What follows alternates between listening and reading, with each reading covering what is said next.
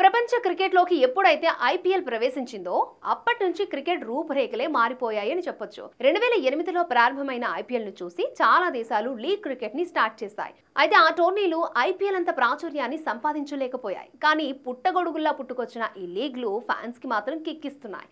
Pakistan super league, Caribbean league, T ten league, Lanka premier league, SA20 league ఇలా చాలా దేశాలు league cricket ను స్టార్ట్ చేశాయి. తాజాగా ఒక న్యూస్ ఇండియన్ క్రికెట్లో హల్చల్ చేస్తోంది. త్వరలోనే భారత్లో మరొక కొత్త క్రికెట్ లీగ్ రాబోతున్నట్లు సమాచారం.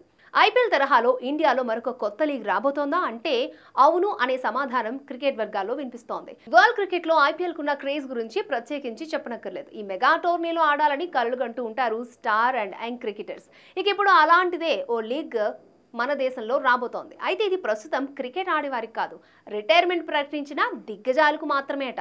టీమిండియాకు చెందిన కొంతమంది రిటైర్డ్ ప్లేయర్స్ బీసీసీఐ కార్యదర్శి జైషా దగ్గరకు వెళ్లి రిటైర్మెంట్ ప్రకటించిన దిగ్గజాల కొరకు ఒక లెజెండరీ క్రికెట్ లీగ్ ను ఏర్పాటు చేయాల్సిందిగా కోరారట. దీంతో ఈ విషయంపై బీసీసీఐ ఆలోచిస్తోందని జైషా సదరు ప్లేయర్స్ కు చెప్పాడట. ప్రస్తుతం ఈ న్యూస్ ఇండియన్ క్రికెట్ వర్గాల్లో ఆసక్తికరంగా మారింది.